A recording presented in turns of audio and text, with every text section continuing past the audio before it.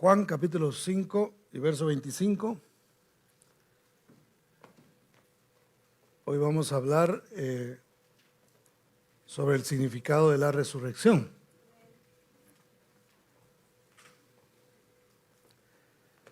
A manera de información, mis hermanos, comentaba esto en la mañana con los hermanos que vinieron al primer servicio. Y lo que pasa es que el mundo celebra en este día el domingo de resurrección, ¿verdad? Este es para los que no se habían dado cuenta, hoy es domingo de resurrección. Entonces, sí, porque aquí no nos damos cuenta, ¿verdad? En nuestros países, pues, nos lo recuerdan los feriados y las procesiones y las playas, ¿verdad? Y un montón de cosas que se dan en nuestros países. Sin embargo, aquí pasa, simplemente los que todavía tienen niños en la escuela, pues, se dan cuenta porque pues, no están yendo, ¿verdad? Y le llaman Spring Break, ¿verdad? Entonces, pero se celebra el domingo de resurrección, pero realmente Jesús no resucitó en un día domingo. Lamento contarles esta verdad. No pudo haber resucitado en domingo porque Jesús tenía que estar 3 días y 3 noches en la tumba. Entonces 3 días y 3 noches eran completos. Se componía de 24 horas cada uno de esos días. Entonces, si él hubiera muerto viernes, para el sábado a las 3 de la tarde, se cree que a las 3 de la tarde él murió. Si hubiera sido el viernes, para el sábado a las 3 de la tarde apenas habían pasado 24 horas. Entonces, es muy posible que Jesús haya muerto en un miércoles para que entonces resucitara en un sábado. No sabemos a qué horas porque nadie se dio cuenta de eso, sino hasta el domingo, que las mujeres, por eso es que se celebra domingo, porque las mujeres fueron temprano al sepulcro, pero ya el sepulcro estaba vacío, ya el Señor no estaba ahí, nadie lo vio salir, nadie vio absolutamente nada. Entonces, esa es la realidad de la resurrección. Pero lo importante, esto es solo información, hermano, porque lo importante no es cuándo resucitó, sino lo importante es que sí resucitó. Eso es lo que a nosotros nos interesa y eso es por lo que nosotros le damos gloria y le damos honra a Él. ¿Cuántos dicen amén? Entonces, veamos lo que dice Juan capítulo 5 y verso 25. Dice: de cierto os digo, dijo el Señor, viene la hora y ahora es, cuando los muertos oirán la voz del Hijo de Dios, y los que la oyeren, ¿qué pasará? Vivirán. Cierre sus ojos y oramos. Padre, te damos gracias una vez más por esta bendición que nosotros tenemos, precioso Dios, que es tu palabra viva, Señor, tu palabra eficaz, como una espada, Señor, que corta, precioso Dios, una espada de 2 filos, precioso Señor. Yo te ruego, Padre de la gloria, que tú traigas a nuestras vidas eso que tu palabra tiene, bendito Señor, guía, exhortación, consuelo, precioso Padre. En el nombre bendito de Cristo Jesús, tu amor sea derramado sobre nuestras vidas a través de tu Espíritu Santo, a la medida que tu palabra entra en nuestros oídos, Señor, y penetra en nuestros corazones y en lo más profundo de nuestro ser, bendito Dios, haciendo esos cambios que nosotros necesitamos en nuestras vidas. En el nombre precioso de Cristo Jesús, te damos gracias, amén y amén. La resurrección de Jesús, mis hermanos, es uno de los eventos más significativos del cristianismo. Tanto es así, tan importante es, que si esto no hubiera sucedido, nuestra fe perdería todo sentido, hermano. Nosotros no habría manera, no habría razón por la cual ser cristiano si Jesús no hubiera resucitado. Fíjese, las religiones, el cristianismo se convertiría, si Jesús no hubiera resucitado, si Él no estuviera vivo, el cristianismo sería como cualquier otra religión, sin vida, sin esperanza, sin nada. Porque aunque algunos dicen no, que hay diferentes caminos y diferentes formas, la realidad es que para llegar a Dios no es a través de una religión, cualquiera como se llame, sino a través de Cristo Jesús, porque Él fue el que dijo: yo soy el camino, yo soy la verdad y yo soy la vida. Entonces, pero la diferencia que hay entre otro tipo de fe y la fe que nosotros tenemos es que nuestro Señor, nuestro profeta, en quien nosotros hemos creído, está vivo. Eso es lo que hace la diferencia. De ahí en adelante, mis hermanos, todas las religiones que tuvieron un líder, ese líder está muerto. Por muchas buenas cosas que haya dicho, y quedaron de pronto sus dichos, su sabiduría humana quedó ahí para algunos que de pronto todavía lo siguen, pero él no puede venir y por ejemplo defender lo que ha dicho porque no está vivo, porque ya no existe. Sin embargo, en quien nosotros hemos creído, eso es lo que hace la diferencia. Él está vivo. Sus dichos permanecen por siempre. La palabra de Dios, hermano, sigue vigente porque el que la dijo sigue hablando, porque el que la dijo se sigue manifestando, porque el que la dijo vive en el corazón de cada uno de nosotros, y nosotros como iglesia podemos reflejar la gloria de Él. ¿Cuántos dan gloria al Señor, hermano? Alegres en esta hora porque usted sirve y cree en un Dios que vive. Jesucristo está vivo. Por eso no es tan importante la fecha. Lo importante es que Él vive y que nosotros tenemos la plena convicción de que Él está vivo. Usted y yo estamos en este lugar adorando al Señor. Le estamos diciendo: admirable consejero. Imagínese cantarle canciones a alguien que ya se murió, ¿no? Usted ha ido a lugares donde yo he estado en infinidad de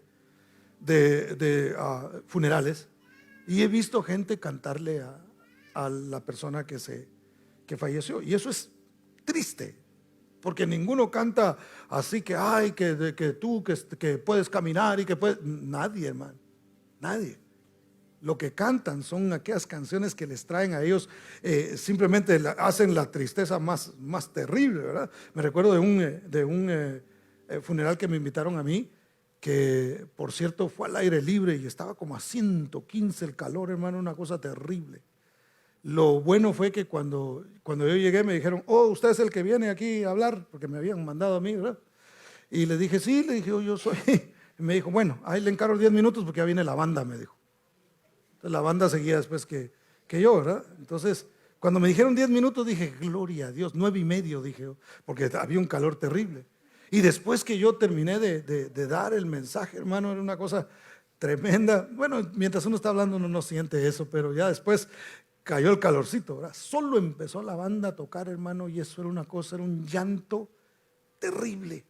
Yo ni siquiera pude aguantar. Dije: no, yo agarré mis cosas y le dije: me despides de la familia, con permiso, yo me voy. Yo ya terminé mi trabajo, que era presentarles el mensaje y el consuelo que Dios puede traer a sus vidas.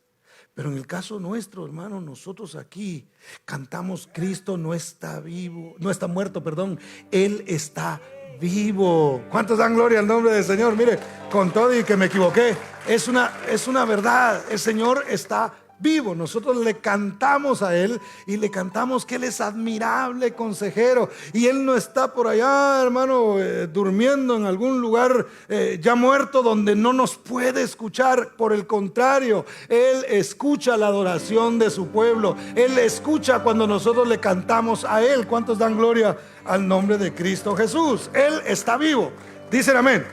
¿Y cómo sabemos nosotros que está vivo? Porque la palabra lo dice, porque vemos los efectos de su palabra en nuestras vidas, y porque Él apareció después de haber muerto, hermano. La Biblia dice que hubo 500 personas por lo menos a los cuales Él apareció durante algunos días, estuvo apareciendo. Pero posteriormente, ya cuando había pasado ya algunos años, Juan se encontraba en la isla de Patmos, estaba preso. Y de repente sucede lo siguiente, se lo leo yo. Apocalipsis capítulo 1, versos 17 y 18 dice: cuando le vi, caí como muerto a sus pies, y Él puso su diestra sobre mí, diciéndome: no temas, yo soy el primero y el último, y el que vivo. Note: y estuve muerto, mas he aquí que vivo por los siglos de los siglos. Amén. Y tengo las llaves de la muerte y del Hades. Yo soy el primero y yo soy el último, dijo él. Soy el principio, soy el fin. Estuve muerto, pero vivo por los siglos de los siglos. Y no solamente eso, tengo las llaves. Es decir, yo bajé ahí y agarré las llaves de la muerte y de la tumba o del infierno, como algunos lo traducen. Lo tomé y ahora me pertenecen a mí. Es decir, yo he vencido a la muerte, era la implicación. Entonces, hermano, la resurrección de Cristo es un evento, es uno de los eventos más importantes para el cristiano. Y el cristiano debe estar consciente de que no tiene una religión, sino que tiene una relación con un Dios que está vivo, con un personaje que no simplemente fue alguien que vino e hizo algunas cosas buenas aquí y tuvo algún tipo de sabiduría y enseñó algunas cosas que eran buenas para la moral del hombre. No es eso. Él vino a morir en la cruz del Calvario, a dar su vida para darnos la oportunidad a usted y a mí de recibir la vida eterna, la salvación, la sanidad y la liberación. ¿Cuántos dicen amén, hermano? Dele ese aplauso fuerte a Cristo porque Él es bueno. Ahora, ¿qué significado tiene la resurrección? La resurrección prueba tres cosas importantes para aquellos que anotan. Número uno, prueba que Jesús es quien dijo ser. ¿Y quién dijo Él que era, hermano? Dios. ¿Sabía usted que Jesús expresó que Él era Dios? Él lo dijo. Entonces hay personas que obviamente no le creyeron. Pero miren lo que dice Juan, capítulo 8, versos 56 al 58. Y le voy a explicar algo de este pasaje. Juan, capítulo 8, versos 56 al 58. ¿Lo tiene? Me dice amén. Y si no, lo lee ahí en la pantalla. Verso 56 dice: Abraham vuestro padre se gozó de que había de ver mi día, y lo vio y se gozó. Voy a hacer una pequeña pausa ahí, hermano, porque Abraham había existido cientos de años antes. Ahora, es como, hice esta pregunta en la mañana: ¿alguien de aquí conoció a su tatarabuelo? ¿Conoció a su tatarabuelo? ¿Alguien? Hay un hermano acá. Uno, y del primer servicio no había ni uno, hermano. La mayoría de nosotros no conocimos a nuestro tatarabuelo. Entonces, lo que Jesús estaba diciendo en ese momento era como que usted hubiera dicho: y mi tatarabuelo, es más, lo voy a poner más lejos para que ya no se salve el hermano. El abuelito de mi tatarabuelo se gozó de que yo un día iba a existir. ¿Verdad que ninguno puede decir eso? Ninguno de nuestros antepasados pudo ver que nosotros íbamos a existir, ¿cierto? No hay nadie de nuestros antepasados que dijera: ay, sí, iban a ser Cesarito bien guapo, ¿verdad? Mi tatarabuela no pudo decir eso porque yo apenas si logré conocer a mi abuela, hermano. Mi abuelo, por parte de mi mamá, no lo conocí. Cuando yo nací, ya él había fallecido. Entonces, Jesús, en un momento dado, dice que Abraham se gozó de que él iba a ver su día. Entonces los judíos dijeron: ¿qué? Sí, mire lo que sigue diciendo. Dice: entonces le dijeron los judíos: aún no tienes 50 años y has visto a Abraham. O sea, no creemos, no podemos pensar por qué estás diciendo esto. Ahora, vea el verso 58. Jesús les dijo: de cierto os digo, antes que Abraham fuese, yo soy. Note, hermano, no dijo antes que Abraham fuese, yo era. No dijo así. Entonces lo hubieran entendido menos, porque hubieran dicho: ¿cómo es que él existía desde antes de Abraham? ¿Cómo es que él nació antes de Abraham? Pero él dijo: antes que Abraham fuese, yo soy. Y la palabra que él utiliza ahí en griego se dice ego eimi. Ego eimi es la misma frase que Dios usa cuando Moisés le pregunta: cuando yo vaya a Egipto con tu pueblo y ellos me pregunten cuál es el nombre del Dios que me envía, ¿qué es lo que yo les voy a contestar? Y Dios le dijo, yo soy, te envía. Entonces, cuando Jesús estaba diciendo esto, le estaba diciendo a los judíos, el mismo que se presentó con Moisés es el mismo que hoy está con ustedes. Antes que Abraham fuese, yo soy el que existo por mí mismo. Eso era lo que él quería decir. A mí nadie me hizo, yo no nací por voluntad de hombre, yo estoy aquí por voluntad del Padre. Yo decidí venir, yo soy Dios. Esa era la implicación. Y miren lo que hacen los judíos cuando escucharon ellos que él dijo eso. Si ellos ni siquiera se atreven a decir el nombre de Dios, hermano. Es más, no tiene la palabra, no tiene ni siquiera sonido. Ellos no se atreven. Y de repente aparece un rabino, que para ellos era un rabino, y dice, yo soy, está diciendo, yo soy el que soy, yo soy el Todopoderoso. Cuando ellos escucharon eso, mire lo que dice el verso 59. Tomaron entonces piedras para arrojárselas, pero Jesús se escondió y salió del templo y atravesando por en medio de ellos, se fue. Esa fue otra señal. Y ellos ni cuenta. Estaban tan preocupados, hermano, en apedrear al Señor por lo que había dicho, que no se dieron cuenta que les pasó por el medio de una manera milagrosa y salió del templo. Jesús tenía la entereza de decir lo que decía, porque él sabía, él conocía cuál era el plan y cuáles eran los pasos y qué cosas iban a suceder en su vida. Él no tenía temor en ese momento a ninguna muerte, porque él sabía que iba a morir en la cruz. Él sabía que ellos no decidían cómo él moría. Ellos sabían que todo estaba ya planeado por él mismo y cómo iba a suceder. Entonces él sale por en medio, hermano, y les demuestra una vez más. Imagínense, con piedras. ¿Y qué se hizo? Desapareció. De repente ya no lo vimos, hermano. Si nosotros vemos a alguien que se desaparece y que pasa en medio de nosotros y nadie se dio cuenta, nosotros decimos, oye, ese debe tener poderes especiales para que logre hacer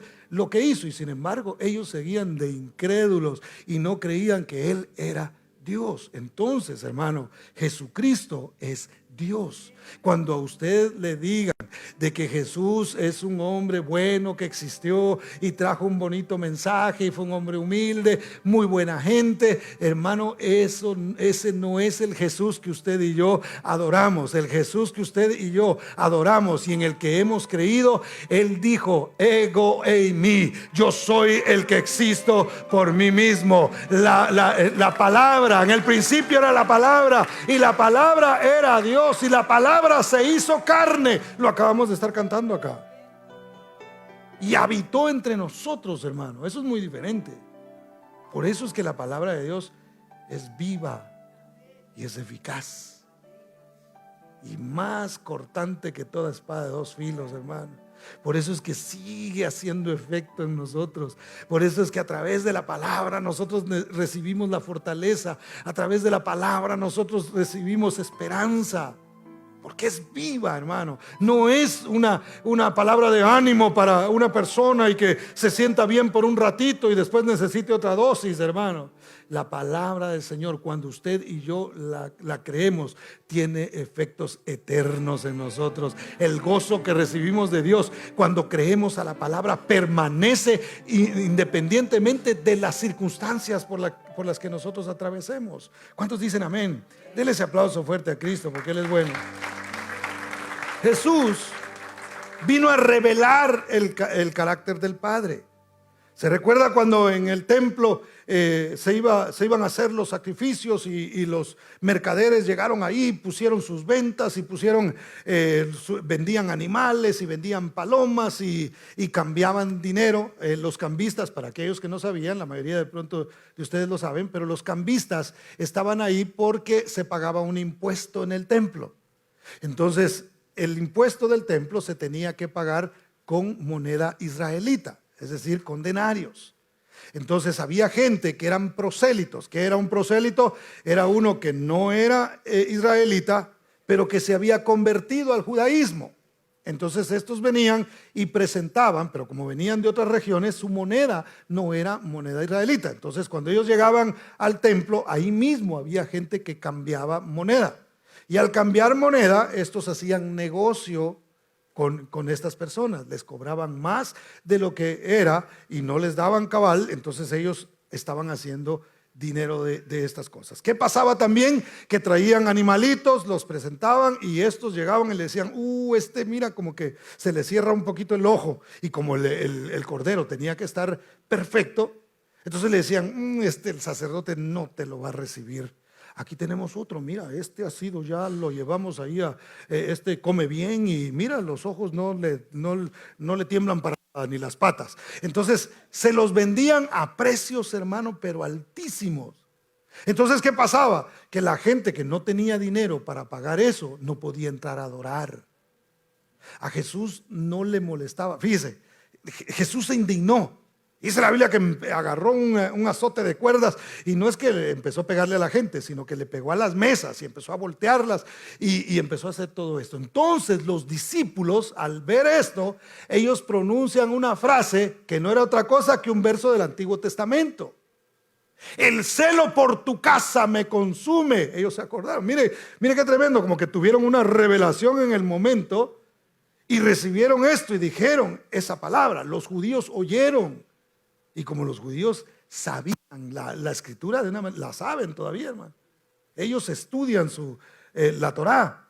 Entonces ellos entendieron que se le estaba adjudicando esa autoridad a Jesús que solamente el Padre tenía, el celo por su casa. Por supuesto, cuando ellos pensaban en la casa, pensaban en el templo, en el edificio.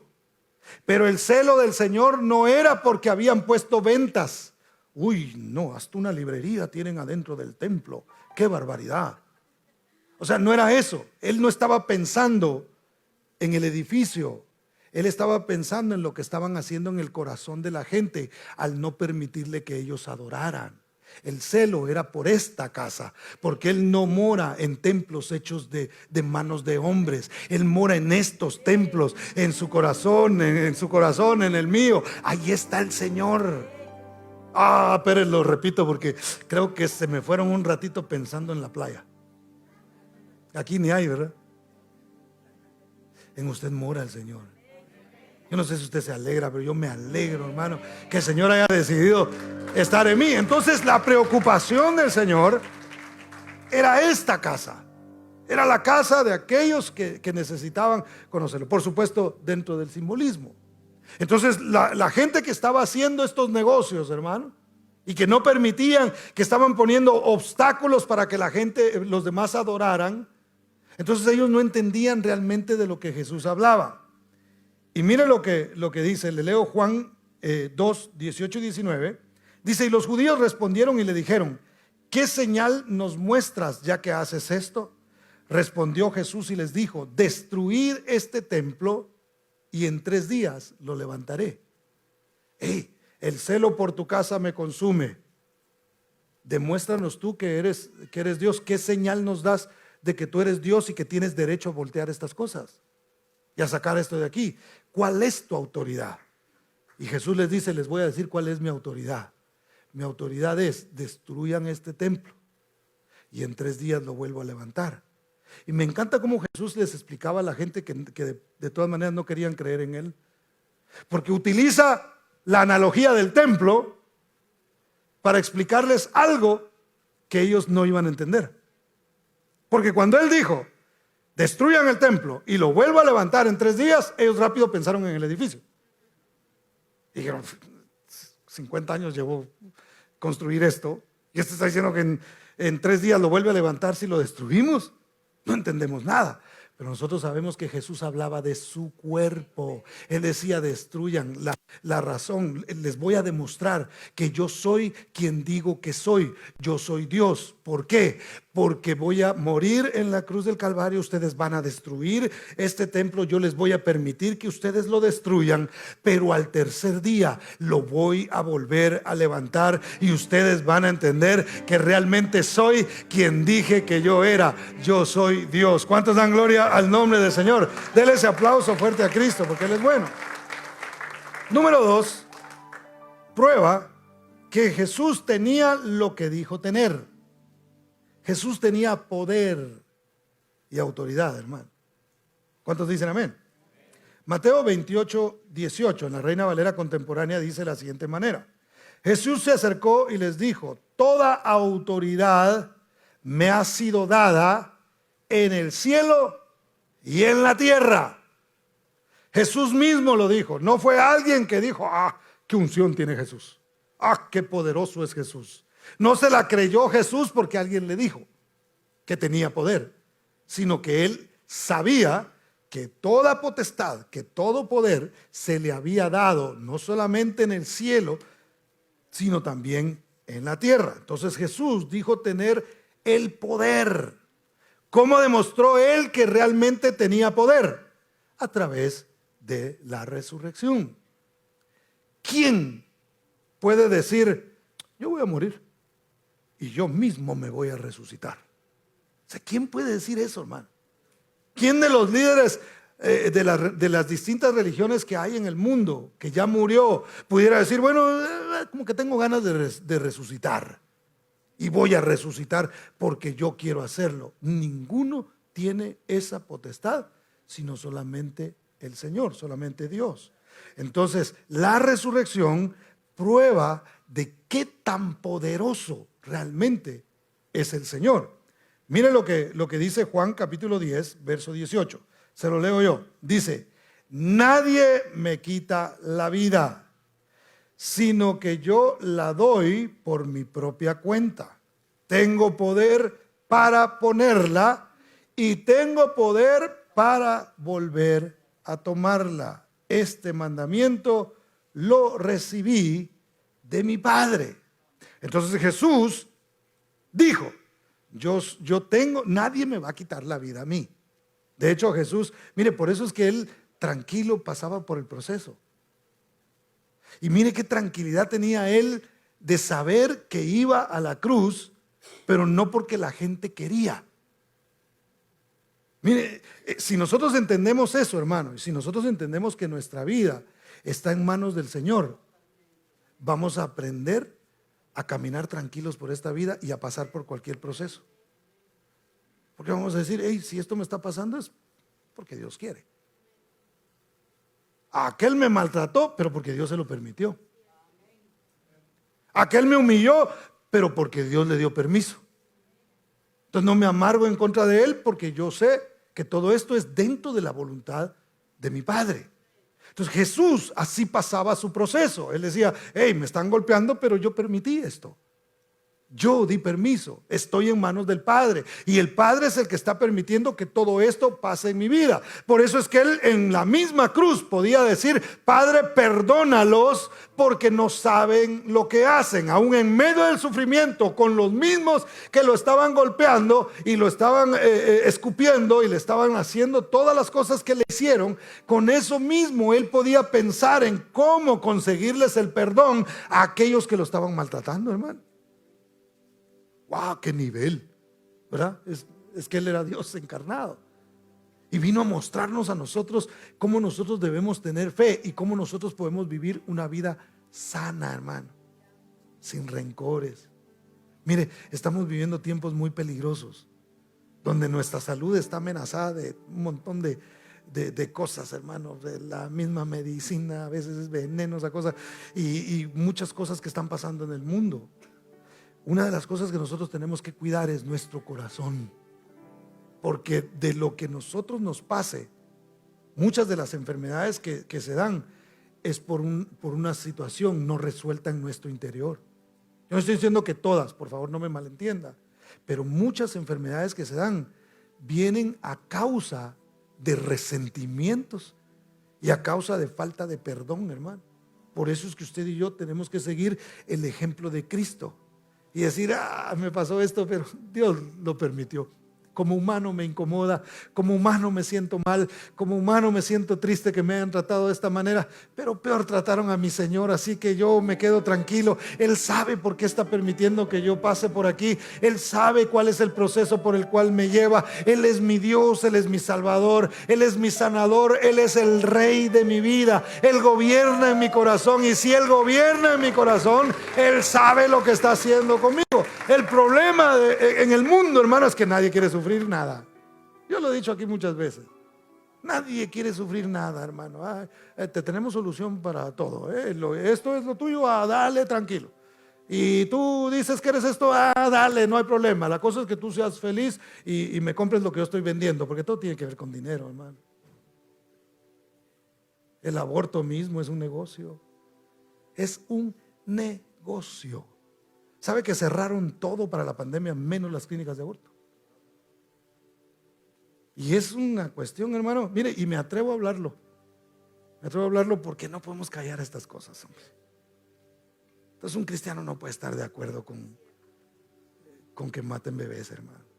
Yo les comenté el otro día, fue el miércoles creo yo, no me recuerdo si el miércoles o el domingo pasado, que les mencioné que hay una ley que quieren pasar para que la mujer después de un mes todavía pueda terminar con la vida de su hijo después de un mes de nacido. ¿Usted se imagina a dónde ha llegado esta situación? Y nosotros tenemos que hablar lo que es, hermano.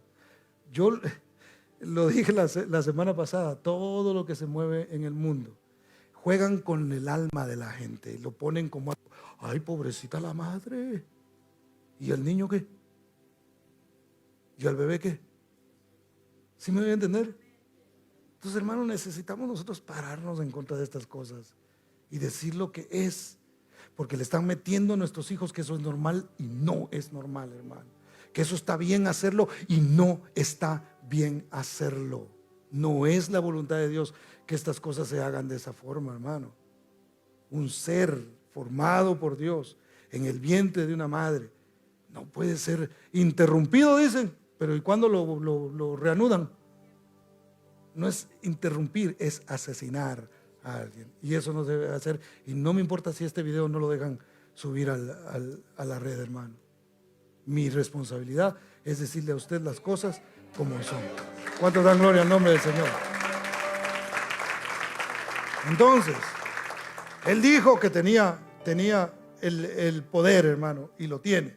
Él dijo, yo pongo mi vida, tengo poder para ponerla y tengo poder para volverla a tomar. En la resurrección les voy a demostrar que lo que estoy diciendo es verdad y el poder realmente que hay en mí. Porque, hermano, uno vivo puede hacer muchas cosas. ¿Sí o no? Usted en su plena facultad, usted puede hacer muchas cosas. Hay muchas cosas que usted tiene poder para hacer. Pero muerto, ¿qué puede hacer usted? Nada. Y Jesús demostró que aún Él, de la muerte, Él podía hacer algo, que era resucitar. ¿Cuántos dan gloria al nombre del Señor? Él resucitó, hermano. El Espíritu de Dios lo levantó de entre los muertos. Número 3. ¿Qué prueba? La resurrección prueba que hizo lo que dijo que iba a hacer. ¿Qué iba a hacer Él? Morir y resucitar. Marcos capítulo 10, versos 33 y 34. Se lo leo yo. Dice, como pueden ver, ahora vamos camino a Jerusalén. Y el Hijo del Hombre será entregado a los principales sacerdotes y a los escribas, los cuales lo condenarán a muerte y lo entregarán a los no judíos, es decir, a los gentiles. Y se burlarán de él y lo escupirán, lo azotarán y lo matarán. Pero al tercer día resucitará. Jesús no vino al mundo a improvisar, hermano. Bueno, vamos a ir a ver qué se puede hacer. Vamos a ir a ver cómo puede suceder. Lo que entendemos es que hay que morir, hay que ser sacrificado. Él tenía todo planeado y se lo explicó a sus discípulos. Note que a ellos no les dijo, bueno, van a destruir este templo y en 3 días lo levantaré. A ellos no les dijo eso. Eso se los dijo a los religiosos para que no entendieran realmente. Pero a los discípulos se los reveló. Les dijo claramente. No les dijo, bueno, y de repente algo va a pasar, sino que él empezó ahí sí que a darse una palabra él mismo, ¿verdad? A darse una profecía él mismo, hermano. Casi nadie hace eso, ¿eh? Yo casi no, el único que veo en la Biblia que de repente se dijo, ay de mí, fue el profeta Isaías.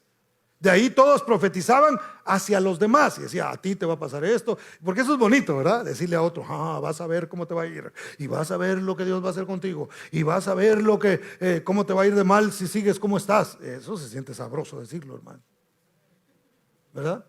Pero ¿cuándo decir algo sobre uno mismo? Y Jesús decía sobre él mismo y daba datos específicos. Decía, el Hijo del Hombre será entregado en las manos de los principales sacerdotes y de los escribas, y estos lo van a entregar en manos de gentiles, de no judíos, y lo van a escupir y él empezaba a hablar de lo que a él le iba a suceder. Los discípulos no entendieron, hermano, lo que él estaba diciendo, aunque lo estaba diciendo claro, o no lo creyeron. Pero note, Dios en algunas cosas, fíjese, algunas cosas funcionan de esta manera. Usted tiene fe y Dios actúa conforme a la fe que usted y yo tenemos. Pero cuando Dios habla y dice que va a hacer algo, lo va a hacer independientemente si la gente lo cree o no lo cree. Lo que Él ya determinó que va a hacer y lo habló, hermano, lo va a cumplir, aunque la gente no lo crea. Los discípulos no creyeron, hermano, no pensaron, no se dieron cuenta de lo que Él estaba diciendo, pero de todas maneras, Él hizo lo que dijo que iba a hacer. Y esto es una buena noticia para nosotros, hermano, porque si el Señor dice que va a hacer algo, Él lo hará. Él va a hacer lo que dijo que iba a hacer con nuestra familia. Él va a hacer lo que dijo que iba a hacer con nosotros como iglesia. Él dijo que iba a volver y Él volverá. Lo crea el mundo o no lo crea, lo crean los cristianos o no lo crean, hermano, Él volverá. Él vendrá otra vez porque Él dijo que iba a venir. La palabra del Señor dice, Dios no es hombre para que mienta, ni hijo de hombre para que se arrepienta. Lo que Él ha dicho, Él hará. Por eso es que, hermano, a veces por más que nosotros nos resistamos, hay cosas que Dios de todas maneras las va a hacer. Mire, por más que algunos, quizá algún familiar suyo, un hijo suyo, se resista, confíe en el Señor, porque lo que dijo Dios que iba a hacer con ellos, lo va a cumplir. Así los tenga que traer arrastrados o cojos como Jacob, hermano. Así, porque Jacob se resistía, ¿se recuerda? Jacob se resistía y a fuerza él quería hacer lo que él le daba la gana, y él quería siempre salir en caballo blanco, ¿verdad? Y él quería siempre sobresalir, hasta que el Señor trata con él y le dislocó la cadera, hermano. Y él cojeaba el resto de su vida. Ahí estaba la marca de un encuentro personal con el Señor. ¿Qué le había dicho el Señor? No te dejaré hasta que haya hecho contigo todo lo que dije que iba a hacer. ¿Cuántos dan gloria al nombre del Señor, hermano? Mire, Dios es fiel a sus promesas. Dios, cuando Él habla, lo que Él dice que va a hacer, Él lo hace. ¿Cuántos dicen amén? Entonces, Jesús dijo Él era quien dijo ser. Él tiene lo que dijo tener, el poder, e hizo lo que dijo que iba a hacer. ¿En qué me beneficia esto a mí? Me voy a ir un poquito más rápido. Número 1, nos asegura un destino eterno. El hecho de que Jesús sea Dios, el hecho de que Él sea quien dijo ser, nos asegura a nosotros un destino eterno. La palabra dice en Juan 14, 1 y 2, no se turbe vuestro corazón. Creéis en Dios, creed también en mí. En la casa de mi Padre muchas moradas hay. Si así no fuera, yo os lo hubiera dicho. Voy pues a preparar lugar para vosotros. ¿Qué quiere decir esto, hermano? Quiere decir que el Señor está preparando un lugar para mí y para usted. No crea que solo para mí, también hay para usted. Porque Él dijo, muchas moradas hay. Si ustedes han creído en Dios, crean en mí. Porque yo soy el mismo. El que me ha visto a mí, ha visto al Padre, dijo el Señor. Entonces, Él dijo, yo los voy a dejar. Ellos, obviamente, al decirle los voy a dejar, ellos pues se turbaban. Por eso es que el Señor les dijo, no se turbe su corazón. Es posible que ustedes mueran trágicamente también, o ustedes van a morir trágicamente también, pero tranquilos, que yo voy abriendo el camino. Ustedes no, la vida de ustedes no se acaba cuando ustedes mueran físicamente. Voy a preparar un lugar para que donde yo estoy, note que no dijo para que donde yo esté, sino para que donde yo estoy, ustedes también estén. Usted y yo tenemos que vivir esta vida como si ya estuviéramos en la eternidad, con la misma paz, con el mismo gozo, con la misma tranquilidad, en la presencia del Señor, porque usted y yo tenemos ese acceso. ¿Cuántos dan gloria al nombre del Señor? Denle ese aplauso a Cristo porque Él es bueno. Entonces, hermano, conocer a Jesús es como tener el mapa para llegar al Padre. El que conoce a Jesús conoce a Dios. Yo siempre digo que cuando usted lee el Antiguo Testamento y no encuentra a Jesús ahí, usted va a tener una idea de Dios totalmente equivocada, porque no va a entender cuál es el mensaje que Dios quiere traer a través de lo que usted está leyendo. Yo le decía a los hermanos a los que les doy clase en el instituto donde yo doy clase, le hablaba un poquito de esto. Nosotros no entendemos. Por ejemplo, le voy a poner un ejemplo rápido. En la Biblia hay un hombre que salió a agarrar leña, a buscar leña en el día de reposo. Y de repente regresa y lo vieron, hermano, lo vieron y dijeron, este está recogiendo leña en el día de reposo y eso no se debe hacer. Es en contra de la ley. Traigámoslo al Señor y preguntemos al Señor qué hacemos con él. Y el Señor dijo, mátenlo, apedréenlo y que muera. Si uno lee así sin entender el mensaje, hermano, uno dice, pues si el hombre solo necesitaba leña. O sea, matarlo solo porque en día de reposo salió a recoger como la viejita juntando su leñita, ¿verdad? Pero ¿cuál es la implicación y cuál es el mensaje para nosotros? El problema es que la leña representa cargar la cruz. Entonces, el que tenía el día de reposo representa a Cristo.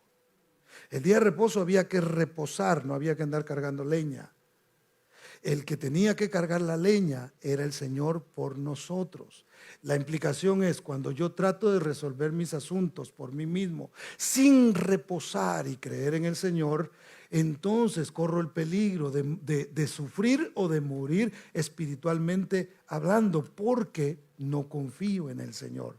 ¿Me doy a entender en lo que le quiero explicar? Entonces, si nosotros no encontramos a Cristo en lo que sucede en el Antiguo Testamento, no entendemos realmente cuál fue el mensaje y Dios se nos va a hacer un Dios injusto, cuando realmente todo eso era figura de lo que habría de venir después. Ahora nosotros a través del Espíritu Santo podemos entender estas cosas y entender que Dios es justo, es fiel y es un Dios que nos ama. Por eso apareció Cristo, la palabra encarnada. ¿Para qué? Para revelar el verdadero carácter de Dios, que es darnos a nosotros de su amor, de su gracia, de su perdón. Es a través de Él que nosotros no necesitamos literalmente agarrar una cruz como lo agarran en Semana Santa la gente en algunos de nuestros países. Nosotros no necesitamos hacer eso. ¿Para qué si Él lo hizo por nosotros, hermano? Él ya lo hizo literalmente. ¿Para qué nosotros vamos a hacer algo que Él ya lo realizó?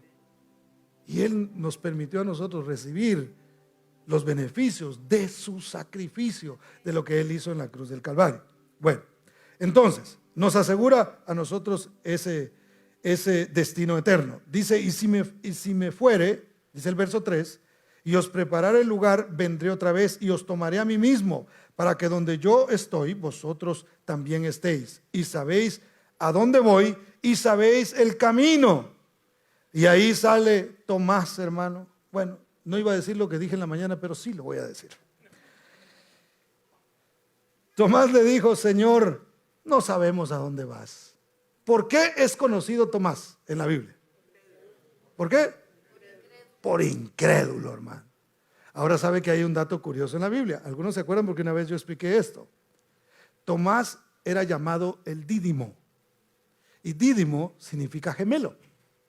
Es decir, que se cree que él tenía un hermano gemelo.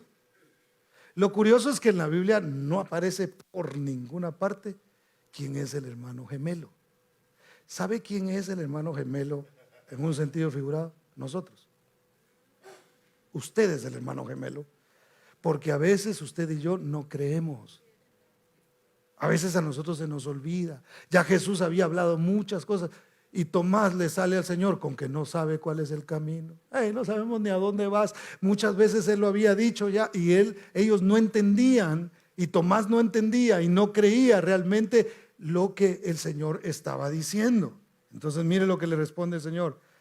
No sabemos a dónde vas. ¿Cómo pues podemos saber el camino? Jesús les dijo: yo soy el camino y la verdad y la vida, y nadie viene al Padre si no es por mí. Entonces, ¿qué estaba diciendo? ¿En qué nos beneficia el hecho de que Él es Dios, hermano? Que nos asegura que Él es el camino para llegar al Padre, que nosotros, nuestro destino está asegurado. Usted y yo moriremos posiblemente físicamente en los, qué sé yo, de aquí a unos 80, 100 años. Ahí póngale usted lo que quiera, pero nuestra vida no se termina ahí. Vamos a trascender y vamos a pasar y estaremos en la presencia del Señor por siempre. ¿Cuántos dan gloria al nombre del Señor? Denle ese aplauso fuerte a Cristo. Número 2. ¿En qué me beneficia a mí de que Dios dijo, Jesús tenía lo que dijo tener? Es decir, poder. Porque Jesús tiene poder, yo tengo la fuerza para sobrellevar mis dificultades. No solo estoy seguro de mi destino, hermano, sino que en la resurrección Dios me muestra a mí que Él me ha dado el poder que Él mismo tenía. Entonces hacer milagros, no me refiero a eso. Aunque Dios nos puede usar un día para milagros, y Dios es el mismo de ayer, de hoy y de siempre, y Él sigue haciendo las mismas cosas. Pero fíjese, Dios me da el poder a mí para entender algo, que yo vivo, que yo estoy vivo. Entonces, cuando las circunstancias vienen a mi vida, y a veces, hermano, no sé si a alguien le ha pasado aquí, que como cristiano, quizás los que ya tenemos muchos años de ser cristianos, en algún momento de nuestra vida nos hemos sentido así como muertos. ¿Sabe que la palabra muerte realmente significa separación? Eso es lo que quiere decir. Cuando una persona muere, lo que sucede es que hay una separación del espíritu. El espíritu y el alma se separan del cuerpo. Entonces el cuerpo queda muerto porque no tiene vida. Hay una separación. La muerte espiritual es estar separado de Dios. Mientras yo más me separo de las cosas de Dios, menos vida tengo en mí. Pero note, hermano, Jesús tuvo el poder para retomar su vida. ¿Qué quiere decir esto para mí? Que si Él tiene el poder, ese mismo poder, ¿por qué digo esto? Mire, no es presunción, la Biblia lo dice.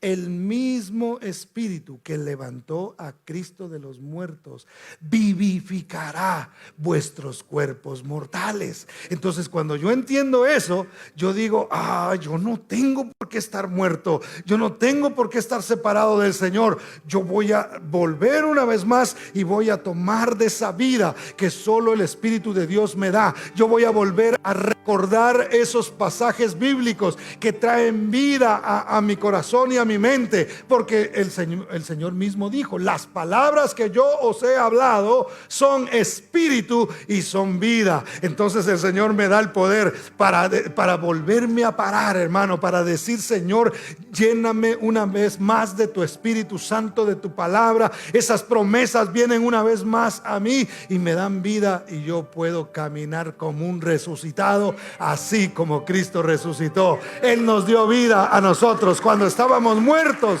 en pecado, hermano. Déselo fuerte a Cristo, porque Él es bueno. Entonces Él nos dio poder. ¿Qué dijo el Señor? Fíjese, los discípulos estaban preocupados y comenzaron a cuestionar en el libro de los Hechos, en el capítulo 1. Le empiezan a decir a Jesús: Señor, o sea, tú ya te vas y nosotros pensábamos que tú ibas a ser el rey de Israel. Y nuestros enemigos finalmente iban a ser echados fuera de nuestra tierra y nosotros íbamos a poder tomar el control de nuestra patria. Eso le interesaba mucho al judío de aquel tiempo, porque llevaban muchos años de estar siendo oprimidos. Entonces ellos le hacen la pregunta a Jesús y le dicen: ¿restaurarás el reino a Israel en este tiempo o siempre que? Dinos, porque no sabemos. Y Jesús les responde: a ustedes no les toca saber los tiempos ni las sazones, pero les voy a decir que sí van a recibir ustedes. Van a recibir poder cuando haya venido sobre ustedes el Espíritu Santo, y ustedes me serán testigos en Jerusalén, en Judea, en Samaria y hasta lo último de la tierra. Eso es lo que ustedes van a hacer. Ustedes van a tener poder. Yo decía en la mañana que hay mucha gente preocupada porque qué va a pasar. El presidente que tenemos ahora, pues como que no, a veces como que se pierde un poquito, ¿verdad? Y como que no tiene mucha capacidad, y sus niveles de qué sé yo, de popularidad están por los suelos, y nadie cree en él, y no saben, y necesitamos otro, o que regrese el que estaba, y está todo. Y hay gente que está preocupada por esas cosas, hermano. Y el Señor, mire, y yo no sé, hay gente de pronto que hasta ahora y dice: Señor, que vuelva San Fulano.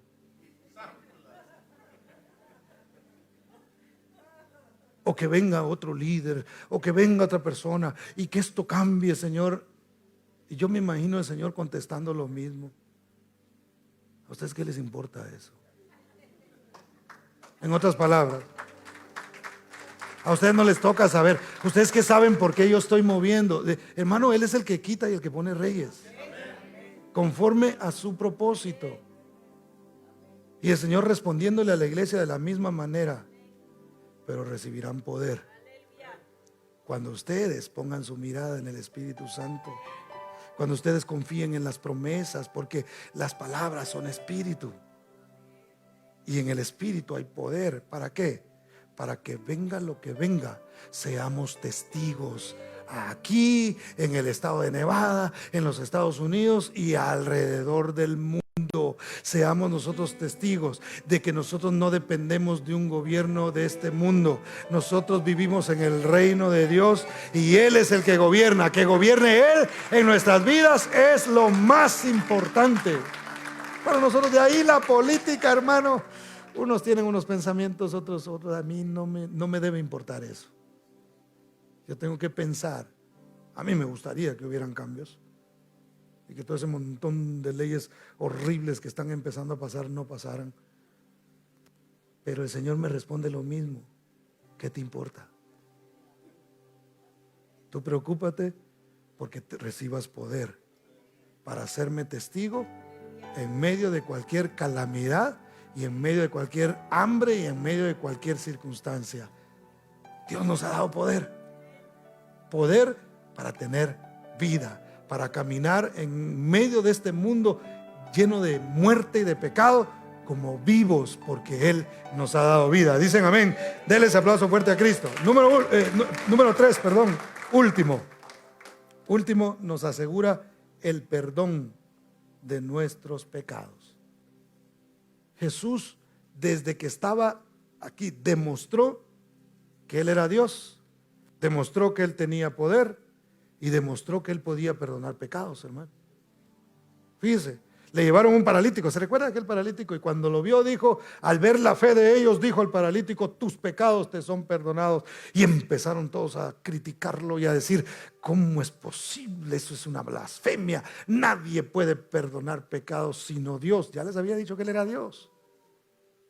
Entonces Él les hace una pregunta. Dice: ¿qué es más fácil decir al paralítico?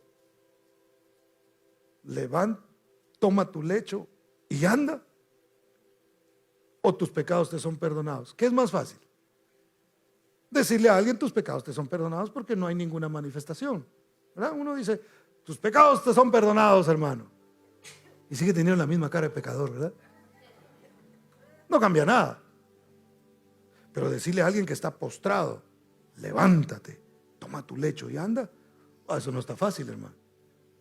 Entonces dijo el Señor: a través del milagro que voy a hacer, les voy a demostrar que tengo el poder no solamente para levantar a alguien, sino para perdonarle los pecados, algo que no se puede ver a simple vista.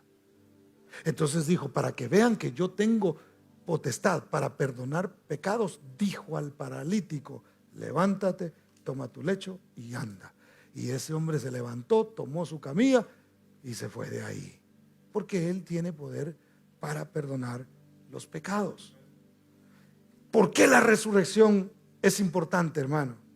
Porque si Jesús no hubiera resucitado, usted y yo estaríamos en nuestro pecado, amargados, sin ningún tipo de libertad, sin perdón, nos sentiríamos culpables de todo lo malo que hemos hecho.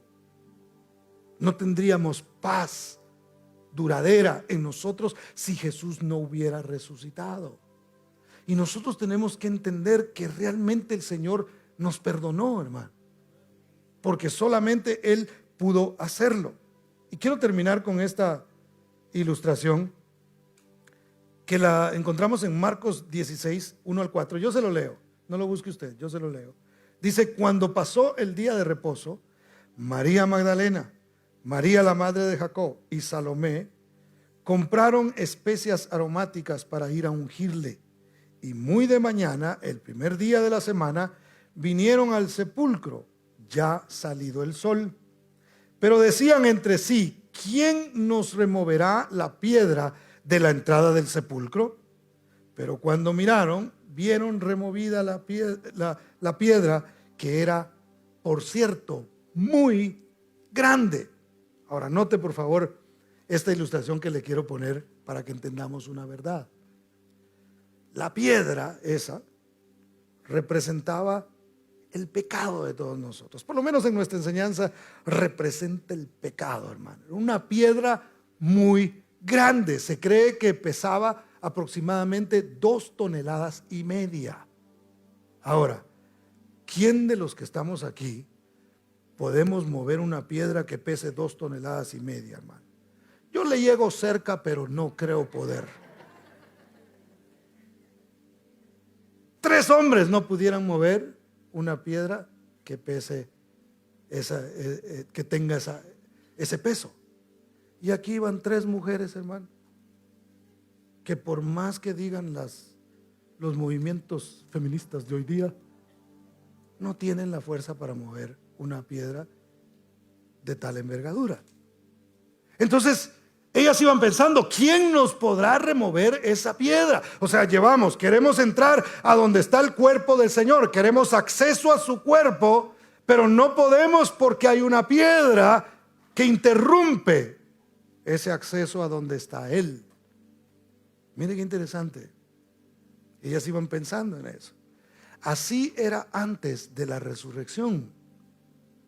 No había manera de llegar a Dios. Dios tuvo que crear ciertas formas en que el hombre pudiera seguirse comunicando con Él, y en ocasiones pasaron hasta 400 años, hermano, donde no tuvieron ningún tipo de comunicación con Dios, hasta que vino Cristo. Y cuando ellas se acercaron y dijeron, no hay manera en que nosotros podamos remover esa piedra, no vamos a poder tener acceso al Señor. Cuando ellas vieron, la piedra ya había sido removida. ¿Quién la removió? ¿Algún ángel? No, el mismo que entró allí y lo sepultaron, Él se levantó y Él mismo quitó esa piedra que era el obstáculo entre ellas y poder tener acceso, aunque Jesús ya no estaba ahí. Pero ¿me entiende la analogía? El pecado era esa piedra, hermano, que no permitía y que no había manera en que usted y yo la pudiéramos mover por nuestra propia cuenta.